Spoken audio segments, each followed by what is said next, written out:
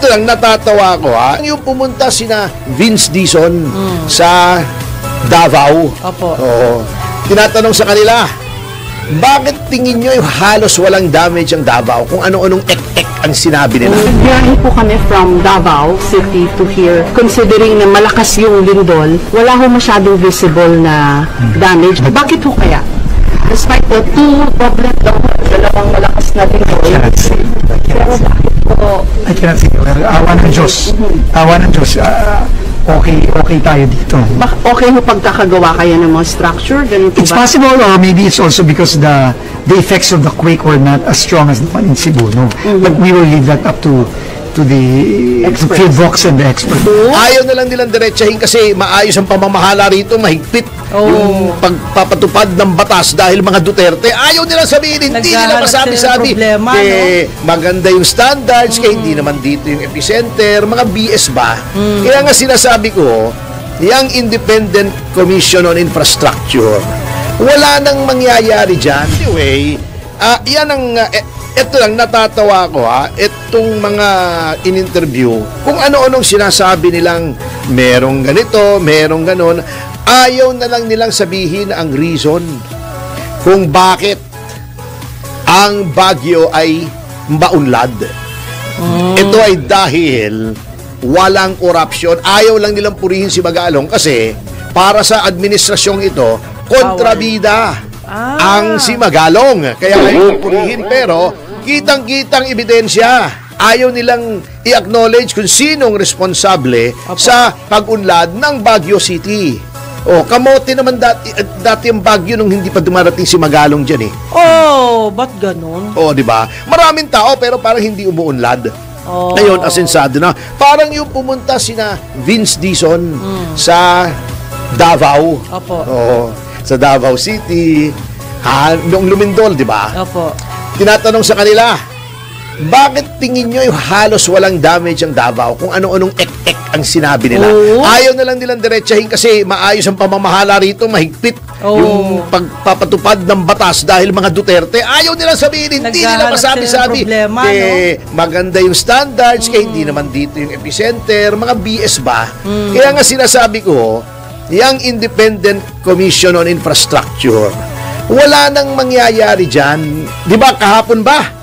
Kahapon ba yun, dumating si former Speaker Martin Romualdez sa ICI. Opo. In-interview siya, natatawa ako sa headline. Pare-pareho halos ang headline. Yung sinabi niya, I have nothing to hide. Siyempre, alam nga namang sabihin mo, I have something to hide. Bakit tayo naglolokohan dito meron bang aamin? Eto, di ba closed door lagi ang ICI? Hindi natin alam kung anong pinag-usapan. Kung walang tinatago si former Speaker Romualdez, ba't hindi niya ininsist? Sige, I have nothing to hide. Yung pag-uusap natin dito, i-livestream nyo. Di ba? Sabi nyo, walang livestream. I-wave ko yan. Okay. ICI, ipa-livestream nyo. Yun, di ba? I have nothing to hide pala. Bakit I have nothing to hide? Closed door. Pinaglululo ko na naman tayo Ibig sabihin, nag-hide kayo. Nagtatago kayo.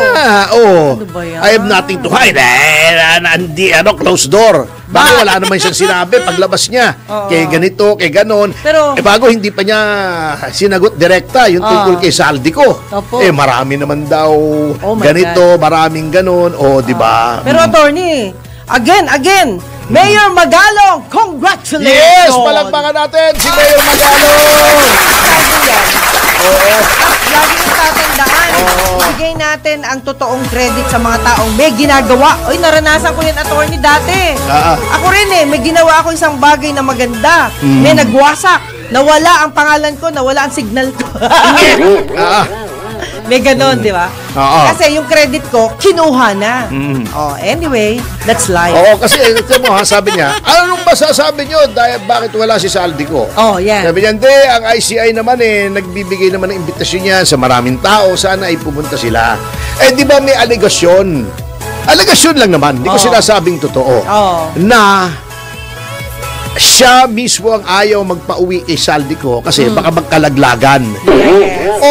dapat kung he has nothing to hide, sana sinabi niya, Sir, ano masasabi nyo kay Saldico na nawala, nasa abroad, nagtatago? Ba't hindi sila nawagan, Saldico? Balikan na. Pare ko! Balik ka na rito. Ayan, humarap na ako sa ICI. Humarap ka rin. Tulungan natin ang ICI. Ba't walang ganon? Akala ko ba you have nothing to hide? Inuuto tayo eh. Hanggang ngayon pa naman, inuuto pa rin tayo. Hindi pala, attorney, totoo yung mga sinabi ni Saldico sa Spain.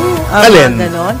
Yung bago siyang umalis, hindi lang naman ako may kagagawa nito and so, may binanggit siya. Kaya nga, meron ngang mga aligasyon na ayaw siyang pabalikin. Because of that? Kasi kita mo, noong si Congressman Tebes ay nasa Timor-Leste, alam naman nila kung saan, at may mga congressional hearings, ready siyang mag-testify via Zoom. Yes. Ready siya.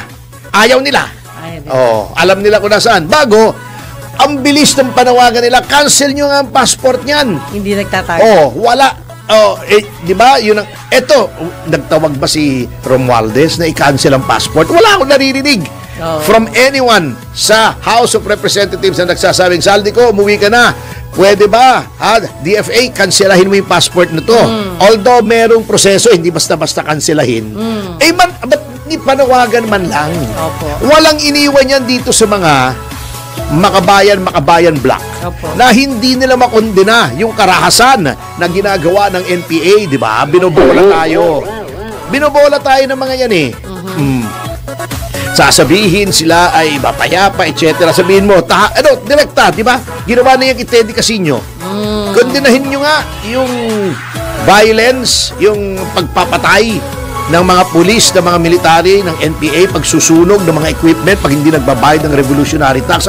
Hindi mo masisisi yan kasi mga biktima yan, etc., etc. Hello? Meron ba justification ng karahasan at anytime?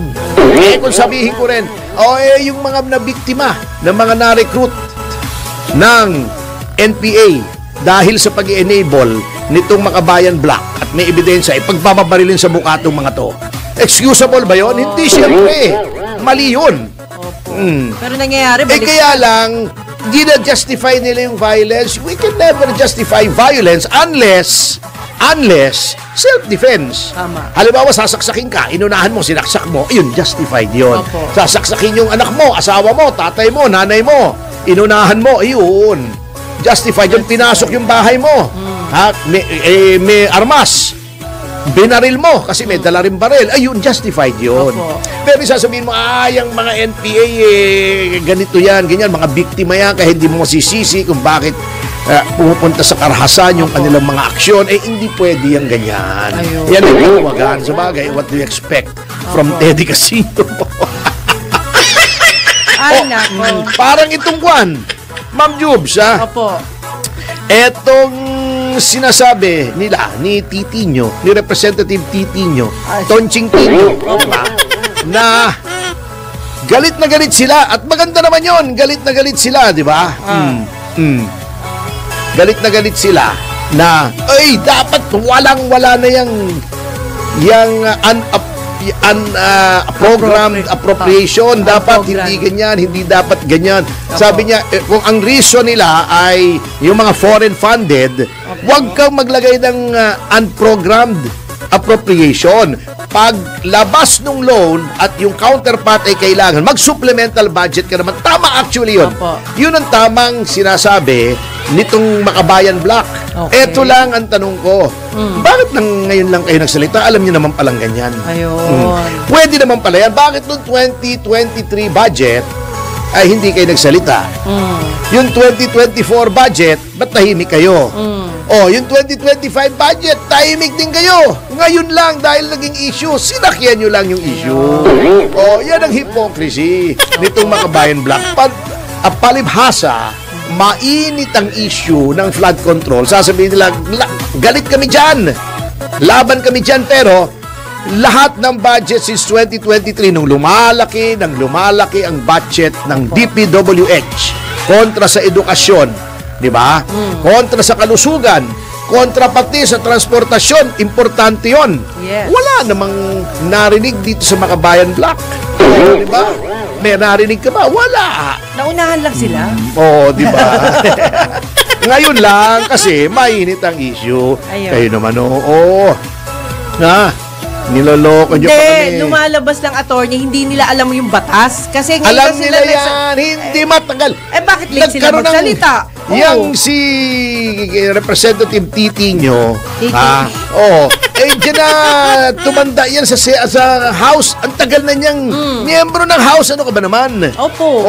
Di ba? Opo. In and out, yung si Titinho, Oy! labas-pasok sa House. Di ba? Minsan wala siya, minsan nandyan siya. Nagre-react. Pero ang problema rito kay Wala. Representative Titinho, Oh. malambot. Ano yung malambot? Yung paglaban niya sa budget. Ayun. Ngayon lang siya medyo Talaga. tumigas ng konti. Kaya lang, dyan na siya tumanda. Parang hindi na rin Opo, sige po. Dyan na nangulubot si Titinho sa House. Kasi bata pa yan dati. Ngayon may edad na siya. Kaya kulubot na yung... Ala, kulubot na si ano ba yung Titinho. kulubot na yan? Konching Tinyo. Diba, Titinyo? Unang ulitin? Oo, di ba? Oo, Sir Tino na lang. Yan na nga. Tonching na lang, tonching. Tonching. Oo. Ay, grabe. Oo, sige. Ay,